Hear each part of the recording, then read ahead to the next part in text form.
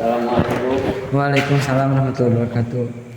Dengan Indar ya? Ya. Gimana kabarnya hari ini? Alhamdulillah baik. Alhamdulillah baik ya. Nah sebelumnya saya sudah menerima tag inform terkait dengan proses konseling yang sudah dijadwalkan oleh kita ya.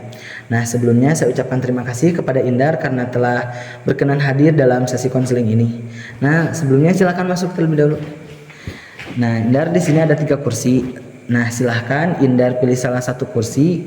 Yang dimana ketika Indar duduk di kursi itu Indar merasakan nyaman. Silahkan mau di tengah, pinggir atau di tengah, silahkan duduk di tengah. Nah sekarang tersisa 2 kursi. Silahkan Indar pilih salah satu kursi untuk saya duduki. Ketika saya duduk di kursi itu Indar merasakan nyaman. Di sebelah kanan. Baik, di sebelah kanan. Apakah sudah nyaman? Sudah. Baik, sebelum dimulai pada sesi konseling kali ini ya, izinkan saya memperkenalkan diri terlebih dahulu. Perkenalkan, nama saya Jidanil Hasul Amal. Di sini saya sebagai konselor yang akan membantu proses konseling pada kali ini.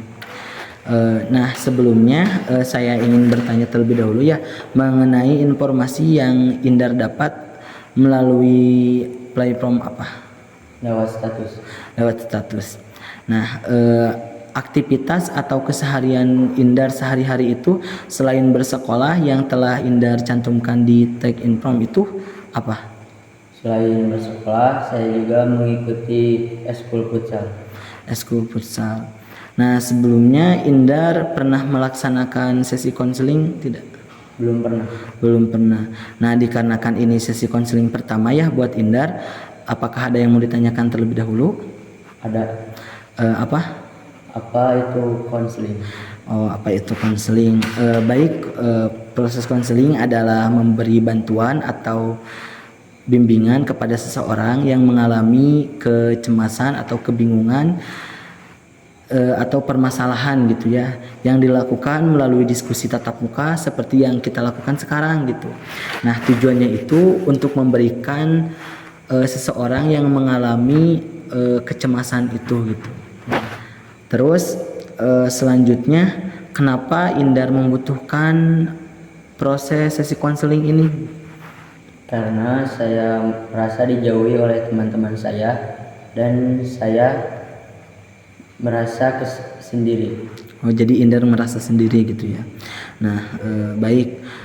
Apakah proses konseling ini ada pihak-pihak yang boleh tahu seperti kayak wali kelas, kepala sekolah, orang tua, atau teman gitu?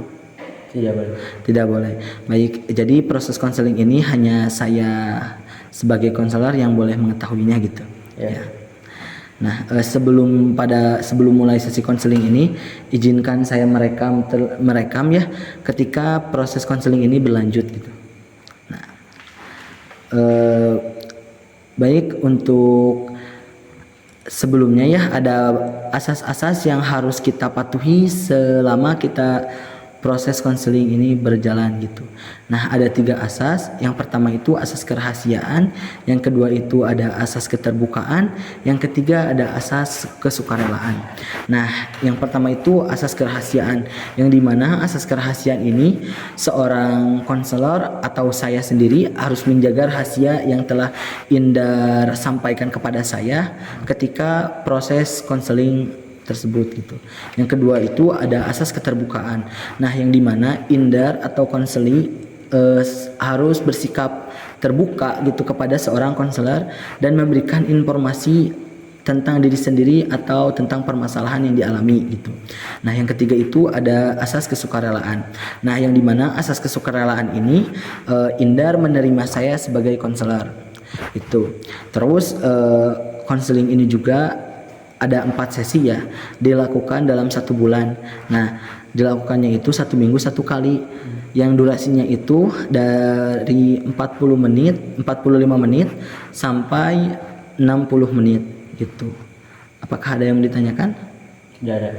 Terima kasih.